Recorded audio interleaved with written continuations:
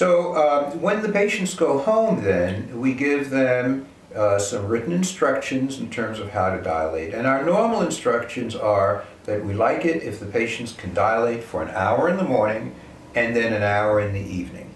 But it's not a cookie cutter approach because, of course, every patient's a little different and the needs of every patient are different. Because we're going to have people that go to work, we're going to have people that have a long commute to work, we're going to have people who just have no time in the morning, we're going to have some of our patients actually start their menstrual cycle earlier than they expect. We have students. What should we advise those patients? And so the 2 hours a day can be any time during the day. It doesn't just have to be morning or evening.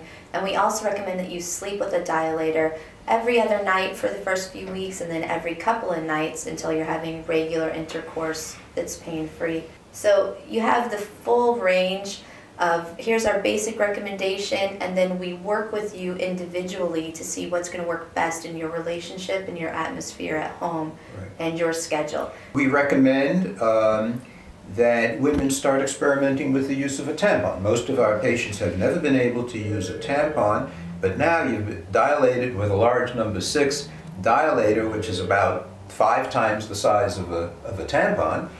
And so the use of a tampon is certainly something that is encouraged. I think that the other important thing in this conversation is we want to get the husbands involved. Correct. The boy, I don't care if it's a boyfriend or a husband, but we want them to be involved. It's very easy for a woman to start getting comfortable with dilating on her own. But not comfortable with the husband involved. But then all of a sudden the husband is involved at some point in time and this scares them all over again. So if the dilator then can be used in combination with the husband, in combination with lovemaking, the dilator can be used as a toy, the dilator can be used as a stimulant. And so engaging your partner into this entire routine is very, very important, and we actually start that right on day 2. When the patients are with us, they are already involved. And this helps you start to connect penetration with your partner and involving them in this intimate process.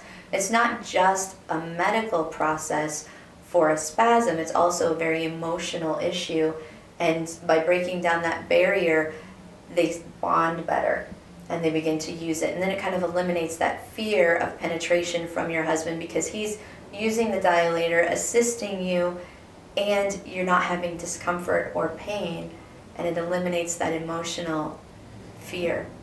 We have learned from the experience from others that just simply injecting the Botox in of itself will result in failure, because I feel that the patients need a lot of support immediately after the treatment, and they need ongoing support once they go home.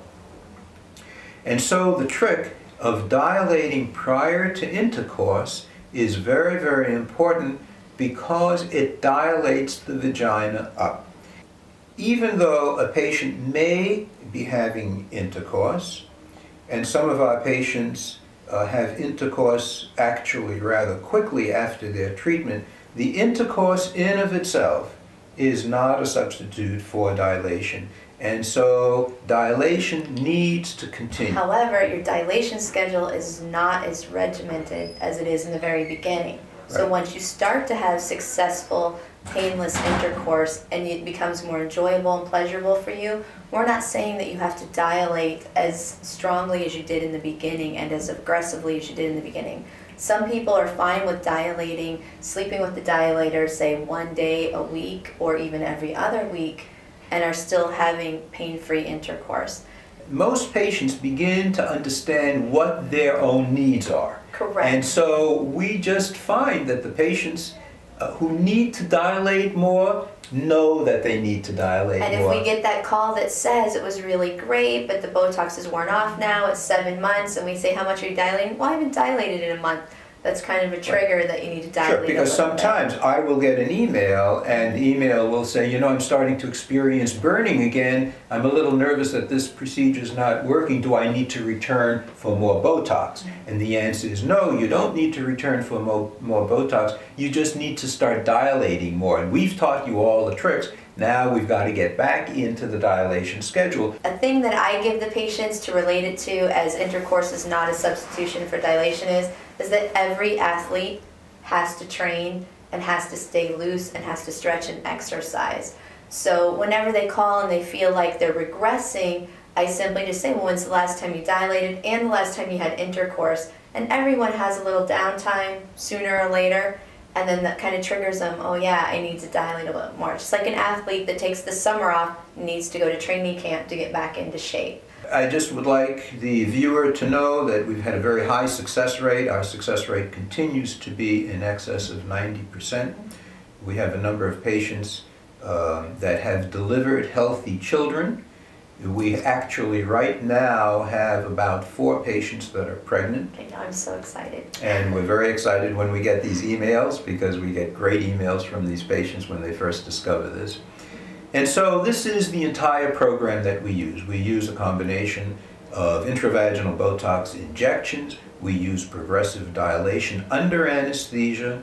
And then we have a customized program for each patient, and supervised dilation in the recovery room, where we work very, very closely with the patients so that they can achieve their goals. And the patients just achieve their goals, and we are often surprised as to how quickly they achieve their goals. They surprise us all the time. Yep.